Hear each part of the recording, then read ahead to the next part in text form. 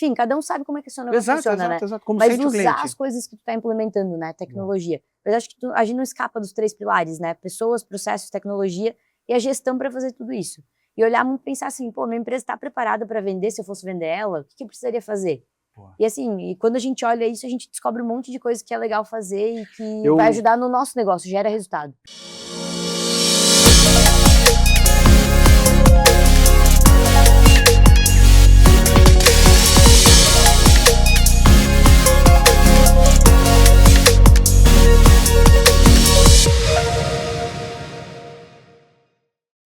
Olá pessoal, tudo bem? Estamos aqui para mais um episódio do OperaCast. Hoje eu tenho o prazer de receber uma pessoa a qual eu admiro muito pela sua simplicidade, pela agilidade e por ela liderar uma grande empresa que está na nossa cidade, que representa muito para a nossa cidade.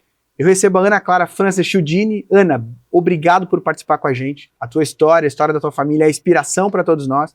E estar aqui dá uma forma de a gente demonstrar para o nosso público como fazer, de que forma fazer, e principalmente que dá para fazer. Então, Ana, seja muito bem-vinda e eu vou começar assim te perguntando quem é a Ana Clara? Primeiramente, Gustavo, obrigado pelo convite, é um prazer estar aqui, a gente admira muito também a história, enfim, né, o negócio de vocês, e a gente fica muito feliz de poder compartilhar um pouco, e se a gente puder contribuir, né, é algo que eu acredito muito. Fui presidente da Associação Empresarial, já respondendo a pergunta, acredito nessa união, no associativismo, nas pessoas se unirem mesmo, as empresas se ajudarem e que todo mundo prospera junto, né? Isso. Então isso fala muito de quem eu sou, gosto dessa colaboração, a gente tá sempre em contato, né? Dentro do negócio, com cliente, fornecedor, o tempo inteiro perto das pessoas. E hoje eu tenho aí 10 anos de Agricopel Mimi, quase 15 anos de trajetória profissional, sou formada em administração, especializada na área de finanças corporativas. E em 1º de setembro de 2024, assumi então a empresa da minha família. Ana, vamos começar por isso então, porque é um desafio considerável, né? Ou seja, cara, como é que a Ana trilhou esse caminho de estar hoje nessa cadeira de CEO da Agricopel? Como foi a tua preparação? Como é que você despertou isso e falou, putz, esse é o meu caminho, eu tô preparada para isso, eu quero isso. Cara, como é que foi essa trajetória da Ana até aqui? Conta pra gente. Acordei e vou virar CEO, como é que é essa preparação e como é que você encarou isso? Legal. Na verdade, eu nunca parei para pensar muito que eu queria sentar nessa cadeira, né? Eu terminei a minha faculdade, quando eu não estava nem formada ainda, estava voltando dos Estados Unidos, morei um ano lá, terminei lá a faculdade, o meu pai já estava espelhando o currículo por Jaraguá, assim. Aí fui chamada na Malve, porque ele mandou o currículo pro seu Vander, né? E falei, tá, e aí, o que tu vai querer fazer? Eu gosto da área de finanças e já fiz alguns estágios nessa área. E eles estavam num projeto novo de sustentabilidade, então eu acabei entrando na época nesse projeto e depois terminei, né, o meu período lá em planejamento estratégico, então foi super legal. E aí saí da Malve com a ideia de morar fora de novo, queria ir de volta pra fora, queria fazer mestrado. Queria abrir a cabeça de ver mais coisas. E aí o meu pai tava bem na época na Agricopel, junto com os irmãos, né, a empresa dele de 3 irmãos, eles estavam revisando planejamento estratégico, ele falou, pô, tu tava em estratégia na Malve, vem aqui ajudar a gente, dar uns pitacos. E aí comecei a ir, e eu não conhecia a empresa. Então, assim, isso depois a gente também levou como uma lição aprendida, né, para trazer mais o conhecimento para a família, enfim, a gente vem fazendo isso também. E aí eu não conhecia a empresa, então... Até aquele momento, Ana, você não tinha participação nenhuma na empresa, tipo, de conversar, de aprender, de o pai chegar em casa e falar, puta, hoje foi difícil por isso, foi aquilo, tipo, era um objeto à parte? Era muito distante, assim, a gente até conversava, assim, a gente também tem no grupo Mimi, né, o posto Mimi, então, assim, cresci dentro do posto, ia nas férias contar estoque, ficava no caixa, quando eu tava na Malve, trabalhava de domingo no posto, que eram os plantões do meu pai, enfim, mas conhecia muito aquilo ali, né, assim, o atendimento ao cliente, o caixa. Mais a barriga no balcão. Barriga no balcão. Sem olhar a estratégia. E a gente tem um negócio de distribuição, não conhecia, assim, o resto do negócio. Então eu não conhecia a empresa efetivamente, conhecia muito como porta para fora, né? E atendimento ao cliente, ali muito nesse primeiro nível de contato. E aí eu comecei a participar e ver o tamanho da oportunidade que a gente tinha, pô, uma empresa na época de 40 anos, quase 40 anos. Nossa, uma baita história. Uma história de empreendedorismo. E aí pegou muito para mim isso, tem todo um legado aqui, né, que eu posso contribuir, posso ajudar, deixar minha marca. Isso inevitavelmente vai voltar para mim, né? Com certeza. Se de algum momento, assim, vai voltar ou como uma situação boa, positiva, vou tirar meus frutos daqui. Exato. Ou isso vai ser um problema que eu vou ter que resolver. Tem um negócio, Ana, que pra mim é muito forte, né? Que eu falo que a única coisa que diferencia a gente dos animais é que a gente tem consciência que a gente pode deixar um legado. Uhum.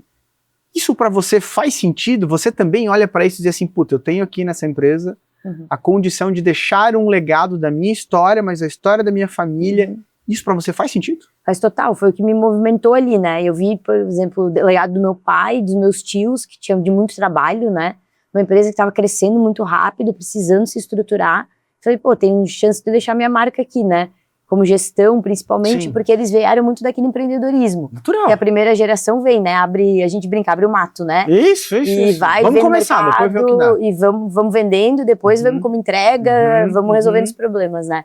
E eu já vim com uma cabeça mais de gestão, né? Então eu fiz administração, aí já entrei, né, na minha especialização, fiz finanças, porque eu falava, eu tenho que entender de dinheiro. É óbvio. Então não foi assim, eu gosto, mas eu preciso entender, eu queria entender fazer de dinheiro. Exatamente, porque no final do dia não importa a área que tu tá, né? Se é marketing, se é recursos humanos, Cara, tu tem que entregar resultado, vai ter resultado conta pra financeiro. pagar e precisa saber como faz. Exatamente, então quis ir pra essa linha. E aí comecei a ver um monte de oportunidade, daí comecei a trabalhar sem um cargo definido, ajudei no planejamento e aí passei em algumas áreas. Então fui pro comercial, a gente fez na época um desenho assim para eu passar em algumas áreas. Você fez um job rotation, foi passando aí pra entender o que é Mas, cada assim, eu ia área. cada área, mergulhava, fazer um projeto, quando eu vi eu já tava lá dentro, não saía mais, Já assim, tava envolvida. Aí fiquei longos períodos em algumas áreas, e aí o nosso controller na época, que era uma posição de bastante confiança, Sim. né, tava aposentando, e aí tinha uma dificuldade de achar esse sucessor, Sim. e aí ele viu em mim, assim, alguém que ele confiava para fazer sucessão. Então, entrei nessa sucessão dele e fui subindo as áreas aí de back-office, né, administrativo, financeiro. E aí tem um desafio, né, Ana? Você vai pra parte financeira, vai pra controladoria e tal, mas hoje na cadeira que você tá, tem um desafio de liderança muito grande. E aí, liderança inspiracional, transacional, cara, é um negócio, família, como eu inspiro essa turma, como é que eu faço isso acontecer, como é que eu mostro que esse é o meu legado, não é o legado, né, do meu antecessor e vice-versa. Cara, quando esse papel de liderança começou a estar mais claro na tua cabeça, o que você começou a fazer para se preparar para isso, e o que você olha dessa liderança no futuro, e o que para você é liderança? Tipo, pô, como é que eu quero que as pessoas olhem a Ana como líder? Legal. Começou quando o Paulo decidiu que queria parar. O Paulo, meu pai, né? Ele decidiu que queria parar, ele queria parar com 50 anos originalmente. Mas ele já tinha feito 50 anos e viu, putz, não tô preparado, a empresa não tá preparada para eu parar. E ele começou um trabalho de pensar nessa passagem de bastão. No próximo passo. E aí ele fez um trabalho muito bem estruturado, com consultorias externas, para também trazer muita isenção e profissionalismo para o processo. Sim. E aí mapeou na época 5 pessoas, 5 talentos internos, 2 da família, eu e mais meu irmão, e 3 executivos que tinham na empresa, né, para as possíveis sucessões internas. E eles começaram um trabalho que durou 7 anos. Caramba. E aí, até eu sentar na cadeira, foram 7 anos. E aí esse trabalho foi evoluindo, né? Então começou com um bom mapeamento, né? Tipo, quem que é cada uma das pessoas, as competências, plano de desenvolvimento individual. E eu fui sempre muito disciplinada. E eu fui muito disciplinada com todos esses planos, né? E aí fui despontando. E nisso eu fui recebendo vários desafios. Então, fiz toda a revisão de cultura organizacional da empresa. Comecei a tocar a área de recursos humanos. Então aí que eu fui entrando respondendo a pergunta da liderança, né? Teu espaço. Foi, exatamente, através muito de projetos estratégicos, aí assumia mais uma área, revisava os processos, entrava, né, ficava perto das pessoas. Eu acredito muito, né, eu gosto muito de ouvir as pessoas, porque ninguém conhece mais do que tá fazendo do que quem faz, né? E a gente numa tela não consegue saber o que tá acontecendo lá na ponta, né? Uma frase que eu gosto muito, que ouvir constrói confiança. Com certeza. Cara, quando você tá ouvindo, você tá gerando uma conexão de confiança. E isso faz a diferença para as pessoas. E nem sempre a gente tá preparado para ouvir. Exatamente. A gente tá preparado para ouvir aquilo que a gente quer. E a gente tem que estar preparado, né? Então eu fiz um trabalho muito grande. E aí passou por vários ciclos. Mentoria me ajudou muito nesse processo. Fiz aí 6 ciclos de mentoria, inclusive depois de ter sentado na cadeira já. Diversos temas, né? Sempre muito rápido. Tipo ciclos de 3, 4, 5, 6 dinamismo, encontros. que no meu entendimento é uma das suas principais características. Total, assim. E, dinamismo. Assim, cada mentor com eu preciso de ajuda para gestão da minha agenda. Cara, aqui me ajuda com isso aqui, vambora. Daí as consultorias me conectavam com gente, assim, que eu tive muita sorte de ser conectada. Sempre eu acho que foi a pessoa certa no momento certo, assim. Liderança, negócio, comercial, que eu nunca fui da área comercial, né? Mas aí você buscou trabalhar os pontos que você precisava evoluir com as pessoas certas. Exatamente. Que esse é um desafio. E aí mentorias rápidas e dentro da empresa, né? A gente acredita muito lá também, até hoje a gente implementou a marca nos feedbacks e nos planos de desenvolvimento, que é mão na massa, né? Não tem outro jeito de fazer. Não tem outro jeito de aprender se não fazendo. Eu acredito nisso, que é na prática, né? Muito. E na tua realidade, porque cada contexto de empresa é muito diferente, né? E se você sai muito para fora disso, quando você vai executar, você perde muito tempo. Porque você tem que adaptar. E quando você está dentro do teu negócio, você executa ali, a velocidade é muito maior. Com certeza. E Ana, vamos lá. Você desafio de assumir uma empresa familiar, tá no dia a dia. Se você pudesse elencar quais os principais desafios de gerir uma empresa familiar? Cara, onde tá os pontos sensíveis que a Ana acorda todo dia e pensa, cara, eu preciso fazer isso aqui. Sim. Isso aqui eu preciso dar atenção. Isso aqui, se não cuidar, consome. Quais os principais desafios para você hoje? Eu acho que é deixar todo mundo confortável. Hoje a gente como eu comentei, meu pai e mais 3 irmãos e são os 4 sócios. As participações não são iguais, então a gente tem uma estrutura já muito bem organizada de holds e tudo mais. Sim. Então acho que isso foi muito bem feito por ele, por os irmãos. Teu pai preparou isso junto com os irmãos antes, pra Ana chegar com isso tranquilo. Exato. Porque ia ser outro desafio, né? Não, independente de quem sentasse na minha cadeira, podia ser um profissional de mercado. O desafio ia ser talvez maior ainda, porque não tinha a mesma adesão cultural à família, não à empresa talvez, mas à família. E aí tem uma questão sentimental forte também. De apego e tudo mais, né? Impactar consideravelmente. Exato. Então a gente já na segunda geração somos em 7, já tem membros de terceira geração. Eu acho que uma das coisas numa empresa familiar é tu não subestimar essas relações. É importante manter as relações. E saber separá-las. Claro, exatamente. Cada fórum é um fórum. A gente tem muito claro lá, né? E demorou pra ter isso. Eu tava conversando até com umas pessoas essa semana. Cara, o conselho consultivo, a gente começou em 2017, foi botar de pé conselho de sócios em 2020. Caramba. Conselho de família a partir de 2022. Cara, tem que construir isso. Não há, todo mundo quer fazer isso é cultural, muito rápido. essa construção ela precisa ser cultural. Senão e as pessoas não tem precisam aderência. estar confortáveis. Isso. Não pode ser assim, vamos fazer o conselho e vira uma reunião de família ou vira reunião do negócio. E não pode ser o contrário de você estar em casa comendo e virar uma reunião de negócio. E esse foi difícil também. Tem que... Esse foi muito difícil, porque eu, meu pai e meu irmão, eu tenho um irmão, nós trabalhando junto o tempo inteiro. Cara, até hoje, assim, pro almoço de família não virar a reunião de trabalho é fácil, você tem que manter cara, agora não. É. Vamos olhar pra nossa família e não pro negócio o tempo inteiro, que também é difícil. E aí a gente se ajuda, se disciplina, né? Quando um começa, o outro fala, outro, falamos disso amanhã, Boa. Tem reunião essa semana. Senão não tem fim nunca, né? Não, e tu trabalha o tempo inteiro, né? E não tem a relação de pai, de irmão. Então a gente procura preservar. Então, respondendo a tua pergunta, acho que é não subestimar as relações familiares, os fóruns para discutir cada coisa e deixar as pessoas confortáveis, né?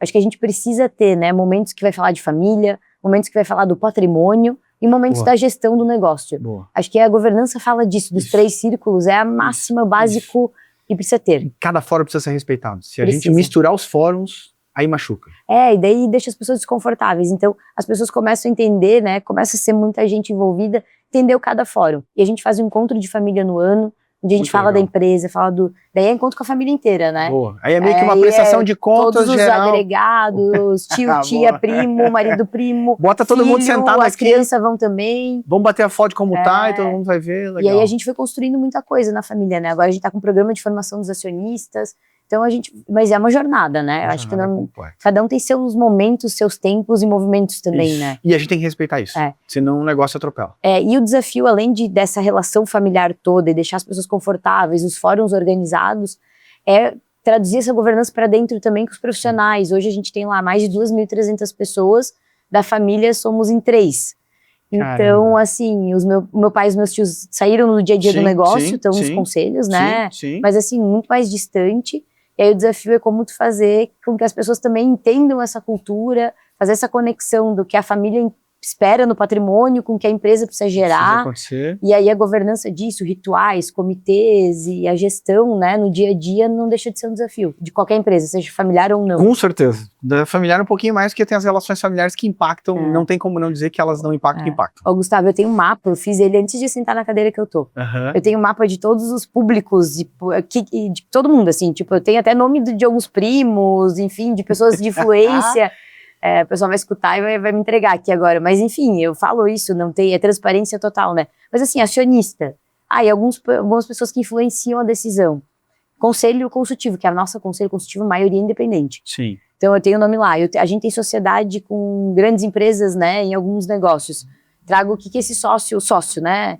Aí trago também o colaborador, público interno, a minha liderança, o meu cliente, o meu fornecedor, tipo um mapa de público e o que cada um tem de interesse no meu negócio e na minha posição. Boa. Cara, isso assim, ó, foi transformador pra mim. Né? Espetacular. Eu sentei um dia, desenhei É como se fosse um mapa de influência? Exato. Eu olho e falo, cara, esse mapa de influência é espetacular. E da expectativa. O que cada um espera de mim. E aí, zero frustração. E da minha cadeira. E tipo, da minha cadeira, porque às vezes não é pessoal. Não é porque é da Ana que tá aí. Não, eu quero resultado. O acionista quer dividendo, por exemplo. Isso é do CEO da Agricopel, cara. O que eu espero dessa cadeira, eu espero isso aqui. Exato. O acionista quer crescimento, quer sustentabilidade, solidez, o banco, o parceiro financeiro, o que ele vai olhar, né? Ele quer solidez, que indicadores que ele vai olhar. Então e como eu demonstro isso? Exatamente. Expectativas, o interesse, né, os potenciais conflitos e como que isso fica claro. Cara, pra mim hoje, Ana, se nós sair daqui agora, isso pra mim foi uma lição, que esse mapa de influência, às vezes a gente tem na nossa cabeça, leva às vezes pro lado pessoal, que você... É normal, natural. Correlaciona isso com as pessoas, fala, esse aqui vai influenciar desse jeito, porque ele não gosta de mim, porque ele gosta. Às vezes eu não gosto também. E é natural. E tá Só que eu não tenho que gostar ou não gostar. Eu quero olhar o que vai influenciar no meu negócio, esse movimento. Pô, isso é espetacular. Não, isso foi transformador pra mim. E da onde veio essa ideia? Cara, veio um dia que eu tava fazendo um trabalho de ESG lá com o meu pessoal, com o time que tá tocando lá. E quando eu entrei na Malve, a gente trabalhou para entender a matriz de materialidade. Matriz de materialidade é tu ver que temas são relevantes pro teu negócio, olhando pra sustentabilidade na época que virou ESG, né? Então assim, eu, por exemplo, minha empresa, é muito forte em emissões, que eu tô no combustível, nessa cadeia. Eu não vou trabalhar água. Já uma indústria têxtil, ela usa água, ela precisa dar água para tingimento, enfim, ela precisa olhar água. Então tu entende o que pro teu negócio faz sentido, é relevante, né? E eu tava fazendo aquela matriz de materialidade, públicos interessados, os temas que cada público tem de interesse. Eu falei, eu acho que eu preciso fazer isso aqui. E aí comecei a pensar, vou botar no papel. E daí começou, né? Um manda mensagem que quer ingresso pra Fórmula 1. O outro manda mensagem que quer saber quando Cara, que impacto! E aí o funcionário te cobrando se vai antecipar 13º. Então foi tudo meio que naquele momento, eu tava vendo meio que essa pressão. Eu falei, cara, eu vou sentar aqui, vou entender o que as pessoas querem de mim. E eu perguntei pra muita gente, o que tu espera de mim? E olhando esse mapa de influência, Ana, tem algo que você não planejou? Tá vindo tiro da onde você não esperava, não? Não, a gente conseguiu administrar bem, mas claro, é tudo muito dinâmico, né? Mas assim, a gente estruturou bem, acho que muita coisa a gente conseguiu antecipar. Legal, boa. Mas assim, sempre acontece, né? Alguma coisa ou outra, e é normal a gente... Você não consegue controlar tudo o tempo todo. E agora, né, tem muita coisa acontecendo nova aí, a gente tá falando de IA, tá falando de outras coisas que estão acontecendo e que é natural que vá mudando, né? O nosso setor é muito impactado por uma guerra, que nem a do Irã. Então, assim, as coisas vão mudando um pouco. Tem muitas variáveis que impactam diretamente no teu negócio. Né? Exato. Isso é uma coisa que eu ia te perguntar agora. Eu queria que a Ana falasse um pouquinho. A Agricopel tem várias frentes, né? Ou seja, vários, vamos imaginar assim, BUs de negócio. Eu queria que você falasse um pouquinho de como elas funcionam na tua cabeça e como isso acontece. E como você gerencia as demandas de cada uma e aonde você acha mais sensível, aonde você acha que tem mais oportunidade. Como você olha o negócio como um todo. Vamos imaginar assim, você está olhando a floresta de cima. Como é que você olha isso? Legal, a gente dividiu, tem vários negócios mesmo, como comentou, né? Mas a gente fez um processo antes do Paulo sair de revisar toda a arquitetura organizacional da empresa, para dar sustentabilidade de novo, para quem quer que sentasse na cadeira, independente de ser eu, filha dele, ou de ser um profissional. E a gente olhou e entendeu que tinha basicamente duas vertentes de negócio. Então a gente tem duas unidades de negócio maiores. O varejo, que é a rede de postos, que a gente tem um diretor focado no varejo, e a parte de distribuição. Que daí entra várias frentes de negócio. Então a gente tem aí distribuição de lubrificantes, tem distribuição de combustível, tem a parte de fabricação e distribuição de Arla 32, onde somos líder de mercado no Brasil. Então a gente entrou com esse produto aí quando ele começou em 2013, então tá na questão de distribuição. A gente tem uma operação no marítimo e navegantes que atende o mercado da pesca, mas tudo olhando que o cliente era muito parecido, é o negócio. Então o meu cliente na distribuição é o CNPJ. Ele compra o meu produto ou para revender e gerar valor, ou para consumir e gerar valor dentro do negócio dele. Então a gente olhou muito pela essa segmentação do que tinha valor para o cliente. E dividiu em duas unidades. Então a gente trabalha duas grandes unidades, mas a gente acompanha resultado de cada um desses negócios. De cada um desses BUs. E na rede de postos a gente acompanha resultado, por exemplo, loja, combustível, lubrificante, automotivos também, segregando dentro do que é alavanca de resultado, né? Vamos lá, nesse desafio de tecnologia, que a gente tá falando agora, IA e tal, uma série de inovações, como é que você olha esse negócio daqui a 10 anos? como é que você olha esse mercado impactante no B2B, no B2C, porque você está nas duas pontas. Sim. Você está nessas duas pontas. Sim. Você está no varejo, você está no atacado, como você falou, você precisa olhar esses dois movimentos. Sim. Como isso é sensível, como a tecnologia te ajuda nesse movimento, e como você olha esses negócios para daqui a 10 anos. Eu falo assim, cara, é um negócio sensível. Eu digo assim, cara, eu falo assim, né? Combustível é uma variável muito sensível, muita coisa influencia, você não tem um horizonte de permeabilidade, assim, caraca, cara, aconteceu uma guerra lá na PQP, pum, foge do teu controle, impactante. E como você olha isso para o futuro? Cara, o que a tecnologia te ajuda, o que você olha para o futuro, como se conectar com a ponta, né, que eu acho que esse é um grande desafio, tipo assim, puta, eu falo assim, pô, aumentou o combustível, pô, todo mundo. Cara, como eu sensibilizo isso, como você tá olhando esse negócio para daqui a 10 anos? Acho que tá bastante coisa mudando, né? Tem a questão da eletrificação da frota, isso tá vindo da frota leve, principalmente, né? Sim. A frota pesada, que é caminhão, ônibus até o elétrico funciona super bem, eu acredito muito. Sim. Mas assim, caminhão, especificamente num país continental que nem o Brasil, não tem ainda uma solução efetiva, né? Sim. Tanto que quando a gente fala de impacto de guerra, a gente não fala de diesel. Não fala-se muito de gasolina e etanol, porque etanol tá aqui dentro de casa, o Brasil consegue produzir, a gente não depende, né?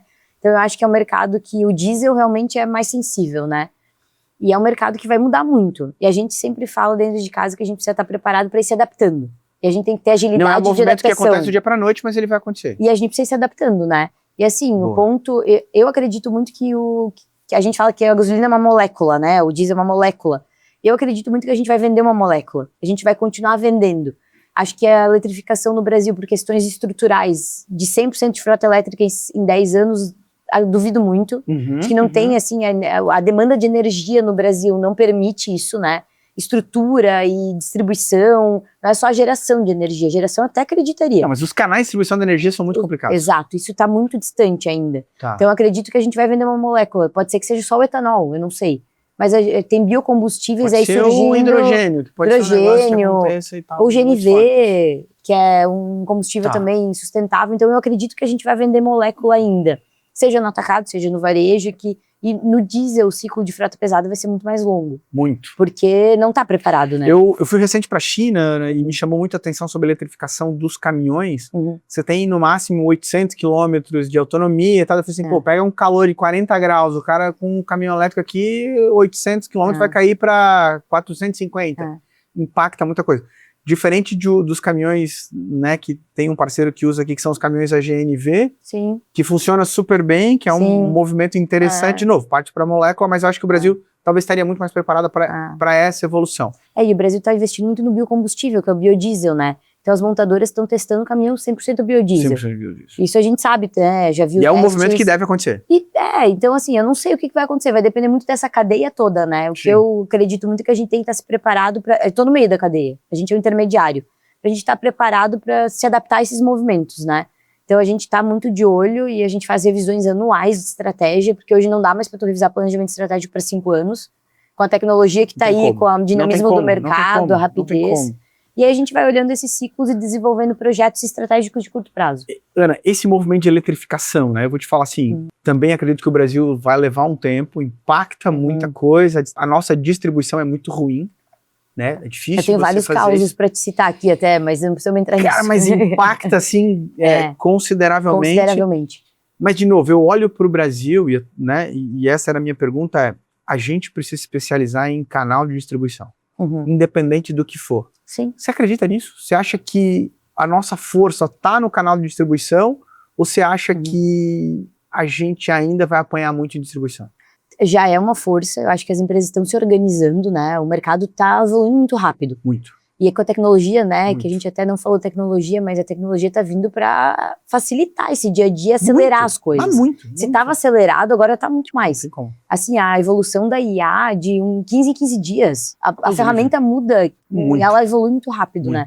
E ela vem para acelerar tudo isso, né? E onde você acha que a tecnologia no teu negócio hoje, ela pode fazer diferença? Eu acredito muito que ela vai fazer a diferença no ganho de eficiência, mas assim, gerando as pessoas fazerem mais coisas que gerem valor. Tá. Mas assim, vai substituir tudo por... Não tem como. Não tem como. Assim, a gente acredita muito no relacionamento, no atendimento humanizado, mas a tecnologia por trás ajudando as pessoas a fazer isso de forma mais rápida e Boa. fluida. Boa. Então eu acho que vai ajudar cada um. Eu tava ontem conversando com o pessoal lá dentro, né? Cara, ela vai ajudar a gente a trabalhar melhor, mais rápido, mais inteligente. E a gente tava falando sobre isso antes de começar o podcast. Eu falo muito pro time aqui sobre isso, que a IA vai nos ajudar a fazer coisas que nos tomam tempo, que tira a gente do relacionamento. Exato, e que a gente não gosta Cara, de fazer. E outra, assim, ó, a IA não vai criar relacionamentos. Não. Não tem como. Não. A IA não cria relacionamento. Mas eu vejo muita empresa transferindo a criação de relacionamento para tecnologia. Uhum. Que, na minha opinião, cara, isso não funciona. Pode funcionar para algum cliente que seja muito específico, Mas é muito difícil, mas é difícil. Ana. Cara, no fim do dia, a gente é movido a relacionamento, a gente é movido a vínculo. Por que o teu cliente te escolhe e não escolhe o teu concorrente? Exato, porque eu gero vínculo. No fim do dia ele tá comprando. E tu gera valor para ele. E assim, Ana, no fim do dia a gente tá comprando uma experiência. Perfeito. Ou a gente tá comprando um bem-estar, ou a gente tá comprando um relacionamento e um vínculo, uma história. Cara, quando eu olho para um negócio que não tem história, não gera vínculo, não me gera experiência, cara, aí eu vou comprar commodity, aí eu vou comprar pelo preço. Exato. Só que vai acabar. Então, quando a gente olha... Né, porque tu vai ter que ter um diferencial, mesmo tu estando na commodity. Exato. Tá, e daí como tu se diferencia, o preço é igual. Exato. E como é que tu se diferencia? Eu vou te falar assim, da minha experiência, cara, eu não vou no posto Mimi para abastecer, eu vou no posto Mimi para ir na conveniência. Eu quero lá comer o pão de queijo, eu quero lá tomar um café, eu quero lá pegar a cerveja gelada. Cara, isso é uma experiência. Exato. Quando eu tiro isso do cliente, cara, aí fica morno. Entendeu? Assim, pô, eu posso ter tecnologia de ter o melhor app, eu posso ter tecnologia para ter o melhor... Mas, cara, esse relacionamento de eu entrar no posto, ver aquilo tudo, aquelas isso quer ter uma jornada facilitada. Exato. Então a tecnologia vem para tirar o atrito. Fluida.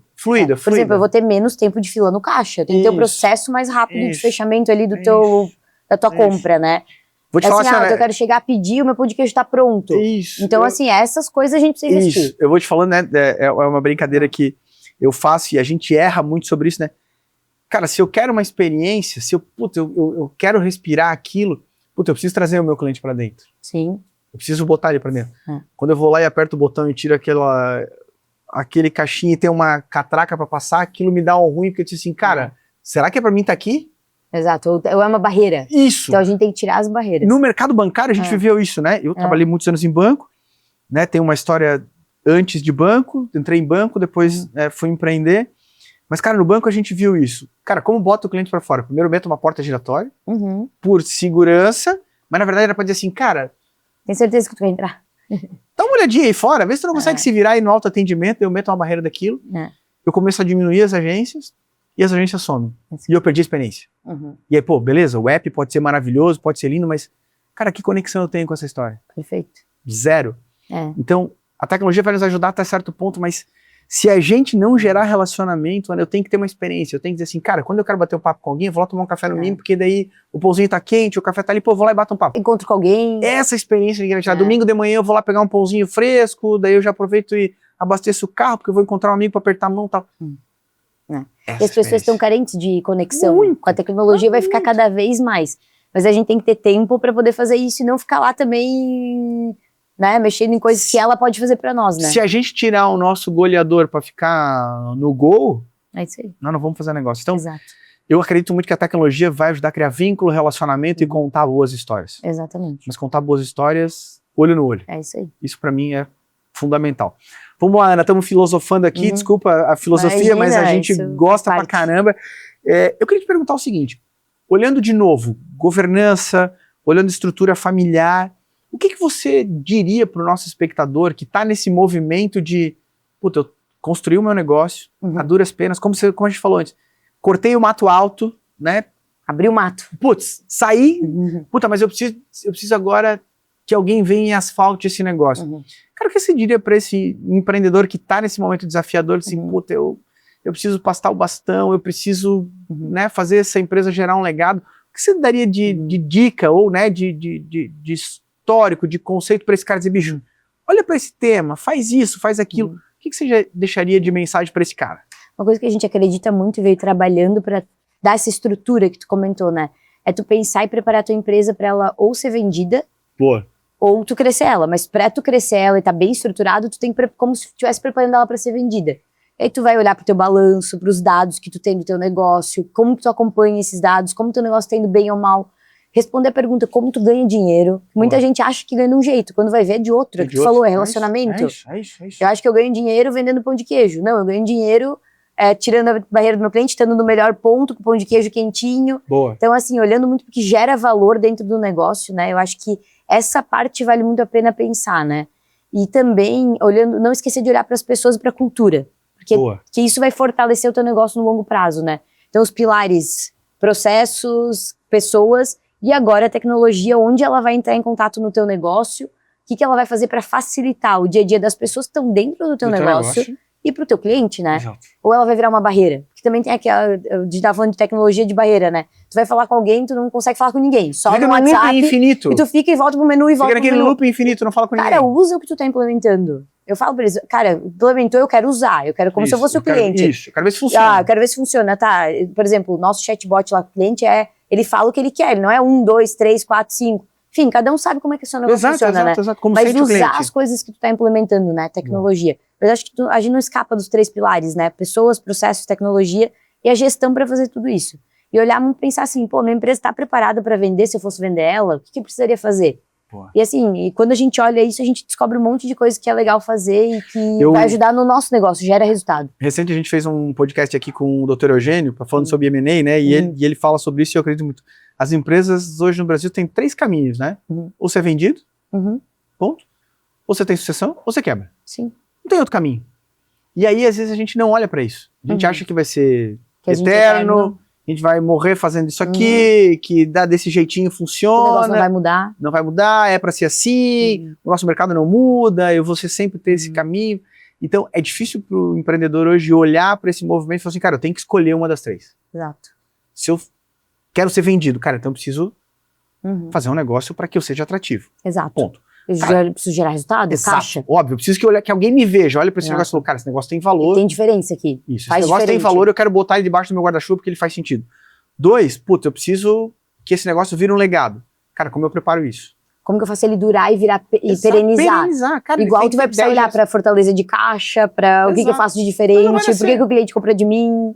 Ou, tu vai dizer, cara, esse meu negócio vai quebrar. Então, cara, peraí. O que eu vou fazer diferente? E o empresário tá achando que vai viver a vida inteira, e isso machuca, e aí ele toma a decisão errada. Exatamente. Então, quando a gente olha para uma empresa que passa por um processo, não é como a Agricopel, de sucessão, de maneira bem feita, de maneira coesa com aquilo que os fundadores pensaram, faz sentido. Esses dias eu vi uma questão quando a gente fala de cultura, né? A gente tem um exemplo muito forte aqui da VEG, né? Sim. E é muito legal quando você vê alguém que tem a cultura intrínseca da VEG e as pessoas que conheceram o fundador falam assim, cara, parece que eu tô falando com os fundadores. Isso é cultura. E aí eu queria te perguntar assim, cara, pra mim, quando eu olho pra Agricopel, quando eu olho pra Ana, eu vejo uma cultura muito de simplicidade, dinamismo, velocidade e conexão. Como se construiu isso?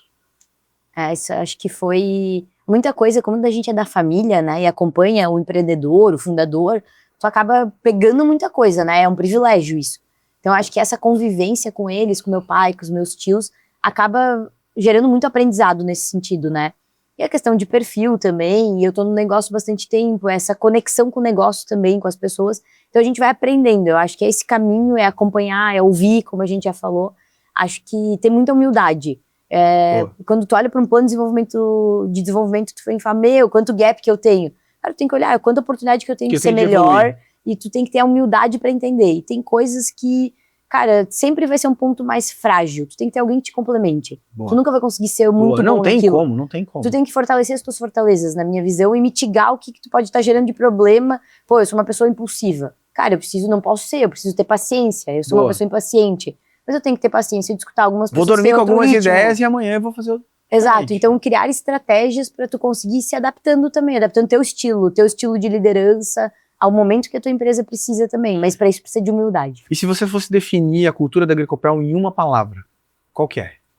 Acho que simplicidade é uma que definiria super bem, mas eu gostaria de adicionar outra que é a inquietude. É sempre aquela vontade de fazer diferente. Pô, de achar um outro caminho. O que eu poderia estar vendendo pro meu cliente, como que eu poderia estar atendendo diferente. Como eu aproveito melhor a cadeia, como fazer melhor. Diferente. A gente é muito inquieto, sabe? Mas a gente é muito simples. De novo, Ana, e se for definir a Ana, qual palavra que, essa palavra aqui me define, isso aqui eu sou e os meus liderados sentem isso? Acho que determinação. Eu sou assim, eu tenho essa disciplina, determinação, olho muito pro resultado, mas sem esquecer das pessoas e dos valores no caminho, né?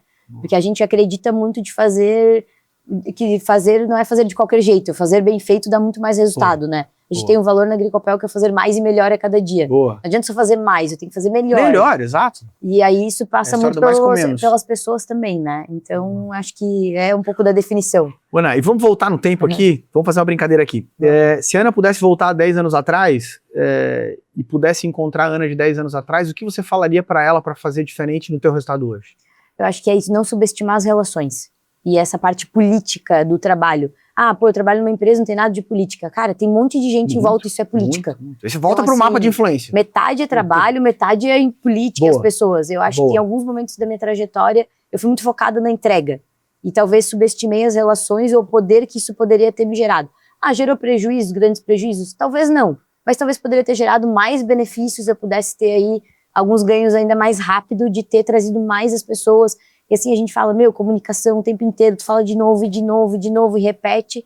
E pro time é importante, é estar perto, é rituais de aproximação, ouvir, o óbvio precisa ser dito, o básico bem feito é o que muda o jogo. Sim. Então, assim, é realmente investir tempo nisso, né? Alinhamento, trazer reuniões com o teu time de liderança, alinhar, falar de estratégia. Então, acho que olhar para as relações um pouco... Em alguns momentos, talvez, eu olhei muito para a entrega. Eu subestimei um pouquinho isso. Boa. E, Ana, e olhando para a Ana hoje, o que você acha que foi um erro que você cometeu e que você poderia ter evitado?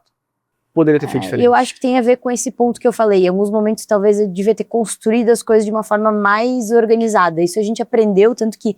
Aí eu falei, né, a governança a gente não construiu do dia para a noite, né? É um processo de anos. Eu acho que em alguns momentos é parar, em alguns momentos acho que eu fui muito impulsiva e na ansiedade de querer o negócio bem feito. E de novo, a gente bota a mão e fala assim, cara, deixa eu fazer então, e aí você... E daí passei algumas etapas. Eu acho que eu devia ter tido essa visão de sentar, dar uma pensada, respirar, planejar. Às vezes tu tira 5 minutinhos pra pensar naquilo, né? Pô, deixa eu pensar como é que eu vou fazer isso aqui. Ou 2 minutos, às vezes só dormir. Cara, eu vou embora hoje, amanhã eu vejo o que fazer. Mas a gente quer lá e resolver na hora. Eu acho que eu fui muito pra algumas coisas assim. Eu não sei se um erro, eu diria assim. Sim. Mas várias vezes talvez isso, de hoje eu aprendi muito mais cara, deixa isso aqui pra amanhã. Isso volta naquela Ana impossível? Volta. É o impacto. E aí, eu trabalhei muito isso, E assim, e hoje eu vejo que, cara, tem um ditado em inglês que fala, né, dorme com isso uma noite. Cara, tu vai, tu olha outras coisas, tu tá no banho, tu pensa naquilo, tu dorme, no outro dia tu acorda, puta, tem um jeito melhor de fazer. E hoje eu divido muito com o meu time. Eu acho que a gente, como eu te falei, eu subestimei talvez essa parte de relação. E eu vejo que a gente sempre tem uma perspectiva melhor quando a gente divide. Cara, eu acredito que esse copo é assim, tu acredita assim. A gente, normalmente, no meio do caminho que vai ser a melhor solução. O coletivo pode trazer uma solução muito melhor. E essa diferente perspectiva. E hoje, assim, às vezes, na impossibilidade de falar, não, vamos pra lá. Fala, não, mas espera, a gente decide, isso aqui tá desenhado assim, por quê? Acho que trazer essa perspectiva do outro lado da moeda, ela constrói muito e agrega. E volta sobre o que você falou de humildade, né? Eu acho que nós, como líderes, temos que ter a humildade de ouvir. E às vezes a gente na impossibilidade, pode fazer assim, não, tal, porque a minha experiência, vai embora. Cara, e às vezes você ouve um negócio, cara, simples, 2 minutos, você fala assim, putz, eu não pensei nisso. E tu vai pelo empírico, né? Exato. Cara, vai e faz, eu já vi isso acontecer. Tu já viu acontecer às vezes, mas em outro momento, em outro contexto, em outro... Eu tava falando de um posto que a gente tá construindo. Cara, quem desenhou lá, o pessoal da expansão, desenhou empiricamente ao contrário. Aí o dono do imóvel falou, putz, isso aqui, vou te citar esse exemplo. Esse aqui, esse posto tá ao contrário. Daí eu falei, a loja tá no lugar da pista. Daí a gente tava olhando na reunião, eu falei, a loja tá no lugar da pista, vamos trocar o projeto. Daí eu olhei, parei, daí voltando a Ana Impossível, eu falei, não, calma, deixa eu olhar isso aqui. Daí tava todo mundo na sala, eu falei, não, calma, gente, vamos olhar. Daí botaram o projeto na tela, daí eu falei, não, mas qual que é o fluxo principal? Ah, esse daqui. Cara, então ele tá certo pro fluxo principal. Tá certo. Entendeu? Daí nessa impulsividade, talvez, do passado, já ia trocar projeto, já ia retrabalho, e daí reaprova tudo, sabe? Burocracia no Brasil mata a gente, né? A gente olhou e falou, não, pô, tá fazendo sentido, vamos manter.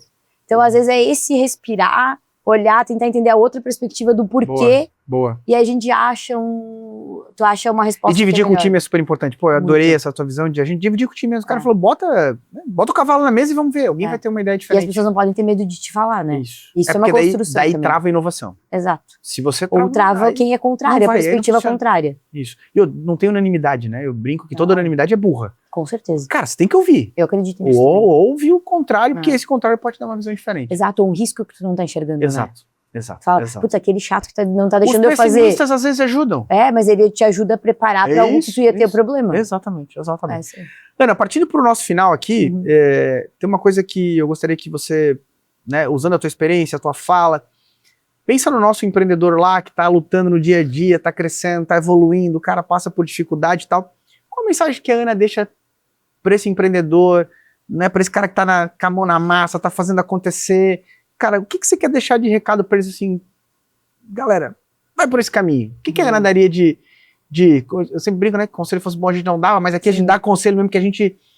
Eu sempre acreditei nisso, mas a gente... Difícil ver isso nos dias atuais. O cooperativismo ou associativismo ainda é muito pequeno, né? Parece que a gente sempre tá concorrendo, a gente tem dificuldade de trocar informação, a gente parece que não tem essa liberdade, parece que, né, é difícil. Sim. E a gente vê numa cultura alemã, eu sempre brinco que a nossa cidade é muito fechada, cara, não pode falar, não conversa. E isso impacta nos negócios, porque às vezes a dor que eu tô sentindo é a mesma dor que você tá sentindo e vice-versa. E aqui, o nosso intuito, né, do OperaCast é abrir o kimono e dizer, cara, todo mundo passa por dificuldade, porra, por maior que seja a empresa, por menor que seja, tem dificuldade. E a nossa ideia aqui é abrir o kimono e dizer, galera, porra, essa dificuldade existe, mas vamos contribuir, vamos falar, vamos se ajudar. Então eu queria que a Ana deixasse essa mensagem assim, galera, olha pra isso, pensa nisso, faz isso que dá certo. Cara, o que a Ana deixa de legado pra gente aqui hoje? Eu acho que fazer o básico bem feito é algo que nunca falha, assim. Tu olhar as alavancas do teu negócio, como eu falei, como tu ganha dinheiro, como tu atende teu cliente, se o básico, dia a dia, tá sendo bem feito. E a gente subestima o poder disso, né? Então eu diria que esse, assim, é algo que eu gostaria de deixar com certeza. E ouvir as pessoas, né? Tá junto do time, essa proximidade, acho que gera muito valor, do teu cliente também. Pô, quando foi a última vez que a gente visita cliente? Boa. Eu gosto de colocar na agenda, tá no time, na tua operação, nem tu confiar mais no terreno do que no mapa. Boa, acho que gostei dessa. Essa é uma de um livro de um militar que eu li, que tu tem que confiar mais no terreno do que o que tá no mapa, porque o mapa pode estar errado. Pode estar errado. E assim, administrar uma empresa atrás da tela pode ter muitas vieses, né? Uma planilha aceita tudo, o dado vem filtrado, então assim, vai lá ver o que tá acontecendo no teu negócio. Eu sempre digo que pra nós só vai chegar informação boa, né? Normalmente, ou o problemão. Não, os caras vão filtrar e quando chegar no teu colo já é muito grande. Exato. Agora, se você tá na linha de frente, você consegue filtrar de vez em quando ir, né? Independente do tamanho do negócio, tem gente que já ainda tá muito perto, então sabe o que tá acontecendo, porque daí tu sabe o que tá acontecendo no teu negócio. Mas acho que é isso, assim. E a gente não subestimar o básico, a proximidade com as pessoas, o óbvio também precisa ser dito. Muito. A gente esquece disso. Então, é isso aí. Ana, queria te agradecer de coração. Foi um papo leve, gostoso, muita ideia que a gente comunga, tenho certeza que o nosso telespectador vai gostar pra caramba. Te agradecer até por essa quebra de barreira, de estar disponível, de vir aqui, de conversar. O nosso segmento é um segmento diferente, né? Tem uma série de preconceitos, né? Eu sempre brinco ainda, o povo ainda olha pra gente como os agiota, então tem né, esse questionamento. E ter você aqui é uma quebra de paradigma, né? Por ser uma empresa da cidade que a gente respeita, que a gente admira, né? O trabalho do teu pai, dos teus tios, ver você levando esse legado para frente, então pra gente é a inspiração. Obrigado pela conversa, nossas portas sempre abertas e que a gente possa fazer muitas conexões aí, te agradeço de coração. Legal, eu que agradeço, essas trocas geram sempre insights dos dois lados, né? Boa. Então obrigada mesmo, acho que sim, tem várias coisas que a gente acredita, isso é legal porque tu pensa, tem mais gente acreditando no que eu penso, e talvez eu não tô pensando tão errado, né? Boa. E era isso que eu ia falar. Às vezes tu precisa conversar com quem tá voltando, quem já fez o que tu quer fazer. Isso, quem já percorreu esse caminho. Se abre, procura um contato, amigo do amigo. Cara, tu já fez isso. Quanto aprendizado tu pode evitar e tempo que tu pode ganhar, né? Tem uma frase, Ana, que eu uso aqui, que eu adoro, é o seguinte, cara, inteligente é quem aprende com o erro do outro. Claro, perfeito. Cara, não preciso eu errar pra aprender. Puta, eu posso chamar Ana e dizer, Ana, já fez isso aqui, puta, eu já errei, não vai por esse caminho que vai dar errado. E aquela máxima de nada se cria, tu se copia, mas em diferentes contextos. É óbvio. Às vezes tu pega de um outro mercado, um outro setor e tu pega alguma coisa... E adapta pra tua realidade e o negócio acontece. E super é fluido, Super bem. Então assim, te agradecer também pelo convite, foi um prazer trocar essa ideia contigo, estar aqui nesse bate-papo, muito obrigada. Legal. Ana, onde a gente acha as redes sociais da Agricopel, aonde a gente conecta com a Agricopel, se você quiser falar das redes aí, fica super à vontade. Muito obrigado. Legal, LinkedIn, Instagram, a gente tá nos dois, né, pode só procurar por Agricopel, o Posto Mime, né, o Posto Mime tá sempre muito perto do cliente aqui em Santa Catarina, a gente sempre a gente brinca, tá perto de você, sempre tá no caminho, então procure a gente lá e acompanhe, e também quem tiver interesse aí de trocar uma ideia, a gente tá super aberto. Legal, obrigado, Ana. Espectador do OperaCast, muito obrigado. Aqui é mais um episódio. Fique à vontade para comentar, sugerir dúvidas, sugerir alternativas para a gente buscar pessoas que possam melhorar a nossa jornada. Obrigado, um abraço, até a próxima.